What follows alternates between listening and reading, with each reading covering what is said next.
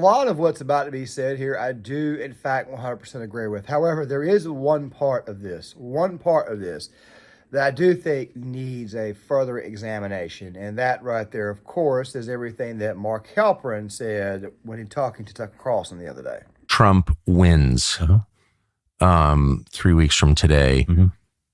What happens? The Democratic Party as you said, a lot of Democrats, maybe the majority, believe that Trump becoming president again is the worst thing that ever could happen. So how do they respond to that? I say this not flippantly. I think it will be the cause of the greatest mental health crisis in the history of the country. The winning regime is not legitimate. We are in a very perilous situation. Very perilous situation. Actually, Mark, we are already in the middle of a mental health crisis. The question is, how much worse will it get and how much more deranged will these people get? Now, guys, I spliced in a little bit of Richard Barris in that little montage. And the reason why I spliced in a little bit of Richard Barris is because the two men, whether you know it or not, are actually linked. Richard Barris, of course, being the People's Pundit. He streams roughly 3 days a week, Monday, Wednesday, Friday. His show is pretty good on Monday. He normally has Robert Barnes. And, of course, they go over the election, at least the numbers, the analysts, and, of course, the analytics, my bad. And, of course, he is telling people exactly what I personally believe the mainstream media should be telling people, but of course they are not telling people. But of course, from time to time, they kind of make you think that they're doing it. Very confusing how they do things, of course, and I'll even talk a little bit about that because, of course, this video is probably going to be the only video of the day, seeing how it is I'm about to go vote this morning after completing this video and uploading it. And that is that the mainstream media needs to be preparing their audience. The liberal media needs to be preparing liberals who watch their networks. They need to be preparing them for the possibility of a major loss. Now, guys, you're probably thinking to yourself, especially if you're a liberal, and you come across this video, are you going to talk about the right and what they're going to do?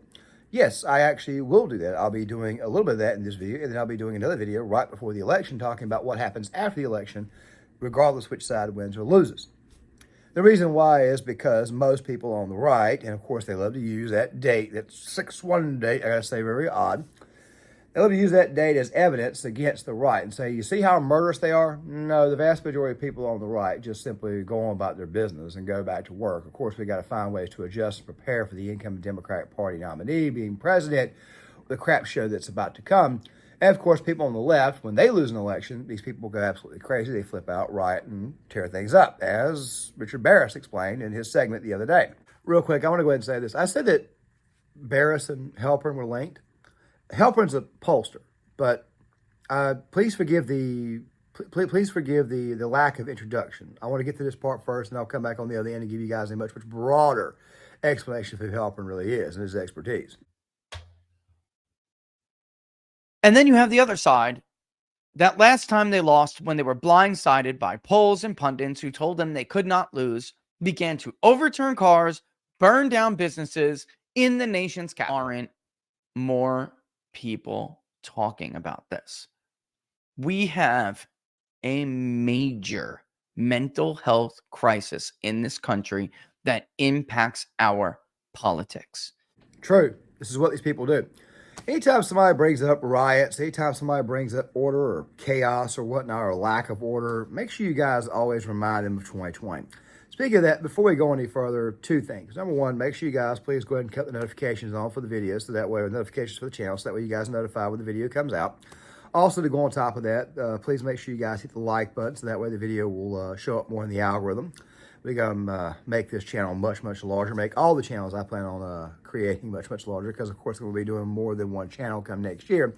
I haven't been on my second channel, Gear Issue 33, which I'm about to rename to the Crusty Old Vet, so I'll probably give you guys some updates on that over the course of the weekend, because there is some content that will be coming out, probably 2 videos. But still, though, at the same time, though, just give you guys a bit of a heads up there. Also, make sure you guys share the video, and, of course, please subscribe if you guys are new here. Now, the other thing that I wanted to talk about was this little bit that I had back in 2023. I had a friend of mine come up, friend of the family, and we're all sitting there talking, and of course politics eventually comes around, and he brings up 6-1, 1-6. He brings up that day. And I said, what the hell do you call 2020? And of course these people's minds just immediately go right back to the one date that I just said. And then he says, have you ever personally witnessed a coup? My response to that was, exactly what you're seeing now. I didn't know how to respond. When in reality, what was happening was all throughout 2020, there had been a coup the entire year. The riots in 2020, the chaos in 2020 was some of the worst we've ever seen probably in the history of this country. I've never seen riots like this before. It made people believe that what Tim Pool was saying about civil war was 100% true. However, I also learned something that day in my non-answer. I learned that some of these people, you will never, ever, ever be able to reach. You will never be able to reach them. And not to mention the fact that we also witnessed a coup this past year with Joe Biden being replaced with Kamala Harris as the Democrat Party nominee. Of course, Joe Biden, the word is that he also did a little bit of cooing himself to try to coup against Obama, and then by giving her the endorsement. But I don't think that was the case. I think that was more Harris ordering the endorsement out of him. And of course, here we are today. Once again, people witnessed a coup. And of course, people don't know how to actually, put it into words. But that brings us back to the preparation to people who, quite frankly, live in a bubble. People who, quite frankly, refuse to get evidence. This goes back to what Yuri Bezmenov said about a person being shown so much proof that their minds cannot comprehend that what they've been believing the entire time was a falsity. It was a lie. These people prefer to live in the fantasy. They prefer to live in the lie, which is what I really and truly believe is going on, which also goes to what Mark Halperin was saying, which, of course, is a big part of the mental health crisis. And, of course, Rich, he would even bring this up a little bit later on by bringing up the fact that mental illness has seeped its way into our politics. Let me play this for you. If he wants to win in the state of Michigan. In Wisconsin, we overstated Biden, actually. So ask them how it feels. But I try to tell you the legitimate truth because I want to prepare you for the real world, the reality. Like, we're not living in reality, and too many of us are living in these alternative realities that we have created in our minds that need treatment. And it's bleeding into these mental illnesses are like bleeding into our politics. Guys, and again, there's a lot more that Rich said in that episode. I'm going to link the full episode in the description box. I think I might have screen recorded and clipped a little bit more than I needed to, when in reality, I probably only needed 3 little segments to kind of show you guys what I mean by this. The truth be told is this here. The left in this country, those who watch CNN, those who watch MSNBC, automatically believe that they're going to win the election, which is also kind of strange too, because if you go back to 2020 and you go back to Donald Trump screaming the R word over and over and over again, it's very possible that the other side knew what he was saying was true and they felt good about screwing him, that now some of these people are like, you know what? They won't let him go back into office. They've taken a shot at him twice this year. Of course, he survived both times. The first time, of course, in Butler, Pennsylvania, and the other time, of course, being at Mar-a-Lago, right outside where a guy was eventually arrested for being there, having a rifle actually aimed in on the man. And of course, if you go too much further, YouTube will come over here and give you a community guideline strike. However, the last time they did this, I was actually able to appeal. They said no, but then I actually tagged Team YouTube on Twitter and was actually able to get it reinstated, or the video reinstated and the strike removed. The point is this right here. These people live in a false reality, and these people are not prepared for the loss to come. Back in 2016, they had the exact same feeling. They'll never let Donald Trump be president. He'll never be allowed to win. And of course, people stayed home on their side. They never learned from their mistakes, which is good for us because we get to win. But still, though, like I said before, it's going to make matters a lot worse for these people, especially given the fact that the world that they live in, the actual world that they exist in, is just a great big, a giant bubble that's getting smaller and smaller and smaller by the day. After a while, people wake up and people begin to leave these people and start to realize that these people are, in fact, in a cult, and that's what you're seeing now. So the question then becomes, what do the people in the cult do after they lose? Well, let's get back to Halperin. I think tens of millions of people will question their connection to the nation, their connection to other human beings, their connection to their vision of what their future for them and their children could be like. And I think that will require an enormous amount of access to mental health professionals.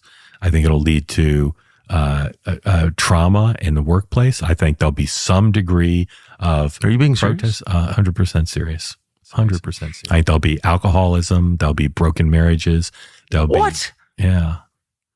They think he's the worst person possible to be president, and having won by the hand of Jim Comey and fluke in 2016, and then performed in office for 4 years and denied who won the election last time, and January 6th, the fact that under a fair election, America chose by the rules pre-agreed to Donald Trump again, I think it will cause the biggest mental health crisis in the history of America. And I don't think it will be kind of a passing thing that by the inauguration will be fine. I think it will be sustained and unprecedented and hideous. And I don't think the country's ready for it. Okay, now real quick, I chose to stop that one mid-break for what he was saying, but it does get much, much deeper. So let's watch the rest. So mental health crises often manifest in violence. Yeah, I think there'll be some violence. I think there'll be workplace fights. There'll be fights at kids' birthday parties. I think there'll be protests that will turn violent. I hope they're not, but I think there will be some. But I think it will be more. It'll be less anger and more a failure to understand how it could happen, like the death of a child, or your spouse announcing that your wife announcing she's a lesbian and she's leaving you for your best friend, like a something that's so traumatic that it is impossible for even the most mentally healthy person to truly process and incorporate into their daily life. I hope I'm wrong, but I think that's what's going to happen for tens of millions of people, because they think that their fellow citizens supporting Trump is a sign of fundamental evil at the heart of their fellow citizens and of the nation. That's how they view it. Well, that's very heavy. It'll be like the loss of a child. That's the one aspect of this video, this bit, that I disagree with. Now, I don't think I did a very good job of introducing Mark Halperin, going into full detail. I think I said earlier that him and Richard Barris were linked, and I said at the end of the last clip that Mark Halperin was a pollster. Well, let me go ahead and kind of give you guys a much, much more broad explanation of Mark Halperin. Mark Halperin is a Democrat pollster. And you probably think he's a Democrat pollster, so maybe he's leading Trump supporters into, maybe he's leading them into a false sense of security. Well, he's really good friends with Barris, okay? And Barris, of course, is, for the most part, always been correct about, or mostly correct. He didn't get 2022 correct, but of course, nobody got 2022 correct at all. But the point is this right here. Halperin's been in the business for a while. Halperin was brought in by the Washington Post, ABC, Reuters, Ipsos, it was Washington Post, to poll what was going on in the country. He is the one who gave us the poll showing that Trump was up by like 4 points nationwide. That was a poll that was against Joe Biden earlier this year. ABC News fired him shortly after that because he told the truth. Halperin is out here telling us the truth. He's saying exactly what the polling data, what the undecideds are thinking. He's saying everything. There's even another story that I advise you guys listen to. It's roughly about 30 minutes into that episode of People's Pundit from Wednesday. Like I said, I'll link in the description box, talking about affluent white liberals and how it is that they are basically, they're turning off undecided voters themselves and sending them to Donald Trump. Exact same thing happened the other day with the Charlemagne the God podcast, where you had people saying when Kamala Harris was up there that, yeah, we're going to be switching our vote to Trump because the more and more this woman talks, the less and less and less we like of her. But now that that actual full-blown introduction is over with, let me go ahead and just give you guys my analysis on this. It will not be like the loss of a child. It will not be like some great disappointment. You see, my personal belief is that Trump will win the election, and even win the popular vote. And I believe he'll win it by like 2 or 3 points. So technically, it's not like the loss of a child, and you're not really losing your connection to the country. I think what will happen is that the Democratic Party will have to ask themselves a question. Shall we reform ourselves, or shall we continue to go with the orange man bad narrative? Because Trump will be in office. Now, here's the sad part about this entire thing, what I just said.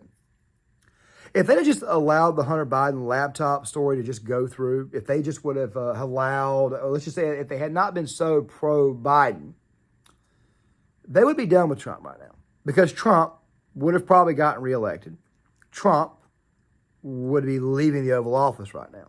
Of course, I've said this before in another video, that they would try to impeach him 2 or 3 more times on the way out the door, but he would be on his way out, which is a sad irony that these people are trying to get rid of him, but yet they can't get rid of him.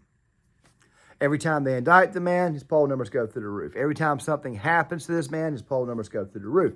These people, for the most part, did it to themselves, which also explains to me the true problem these people have. It's almost like when you perform, the worst type of harm there is self-harm, and that's what these people have done. Okay, now before I expand further on self-harm or loss of a child or anything like that, I want to play this last part. I'm going to play it. It's going to be a little bit longer. And the reason why I'm going to play it a little bit longer is because there's something that Mark Halperin says in the second half that I think is the most important. But let's do this. Add on, just by coincidence, we didn't book them. 2 young black men, both live in Manhattan or live in New York City, both of whom explained extraordinarily well why they're for Trump and why they don't like the Democratic Party. And they were listened to respectfully, and liberals could ask them questions. That just doesn't exist anywhere else. No, it doesn't. So I got to say that's consistent with my personal experience of black men specifically. Yeah. Not that I'm around black men all the time, but actually fairly regularly. yeah, Don't know that many black men who are Republicans, but I know 0 black men who are liberals. Yeah. Not one. Yeah. I can't remember the last time I met one. yeah. Is that seems like a trend? If the anecdotal is even close to true, Trump will break the record among support from black men. I mean, he'll smash That right there. 2 young black males voting for Trump. 2 young black males in Manhattan. It's not the loss of a child. It's called slow death. You're never going to have 2/3 of the country vote a certain way. You're never going to have 2/3 of the nation be in lockstep behind somebody. I did say the true pain was yet to come. And of course, that true pain that's yet to come is that this right here is a long-term game. Democrats always played the long-term game. And of course, that's one of the reasons why it is so many people have theorized, and I'm starting to buy into it as well, is that Obama and Biden, who, by the way, lip readers caught what they had to say at the Ethel Kennedy funeral. And of course, I'll just link the bit in the description box for you guys, as well as this Twitter post that a lady put up on discussing it and giving her expertise, and you guys can kind of watch it for yourselves and tell me what it is they're thinking. A big part of me thinks that what's going on is that theory about letting Harris lose is actually true. However, that does not give you the excuse to stay home. You need to go vote state, local races. You need to get everything you can to give Trump an actual Congress, so that way he can actually enact the agenda he needs to enact. He's only going to be there for 1 term. It could be an extremely consequential term, and I hope and pray that it is, because it could be the perfect reform term. Give him his Congress, give him his Senate, make his job a little bit easier, make it much, much harder for them to keep saying impeach, impeach, impeach. Still, though, this is a long-term game. When you lose a child, just going off of what I've heard, what I talk, the pain never goes away. Pain never goes away, period. It just gets like scars, you know, it doesn't really disappear. However, depending on the age, families, they never forget the child they lost, but they eventually move on. This particular political party, political institution, doesn't have it in them to move on. What they do instead is they waller, they cry. Sure, there are people in the Democratic Party that will want to move on and reform the party, but the thing is this right here, I don't think that they'll be able to. You see, I think what's going to happen this time is exactly what should have happened in 2016. You see, in 2016, when Democrats lost and Trump won, they entered a state of denial. Okay, they entered a massive state of denial. And then they were angry. Well, what's the 5 stages of death? Denial, anger, bargaining, depression, acceptance. These people don't have acceptance in them. They don't have the ability to just move on. So they're going to be in a perpetual state of anger, depression, and bargaining. That's what they're going to be in. I don't think that this is like the death of a child. I think this is more like a slow, self-harming process. That's what it looks like to me. And yes, these people will in fact riot after the election. But I did tell you what I think the right might do if we lose. It's probably nothing. Most Trump voters, if Trump loses, will just simply say, look, it was a good run. We got to try harder. And of course, some parts of the base will be blackpilled. Some part will scream the R word. But of course, the left will do that too. Except when the left does it, they'll just be out there turning cars over and blowing stuff up and attacking cops. That right there, my friends, is the true eventual problem that we're going to have. But I'll expand on that much, much further in a video down in the future. Obviously, I need to wait till the election is over with before I actually give an actual take on that. Speaking of that, I got to go vote. So I hope you guys get out and do the exact same thing. But please tell me what you think about the video. Please tell me what you think about the topic in the comment section. Please hit the like button, subscribe, share the video, sign off in the comments, and I'll see you guys later.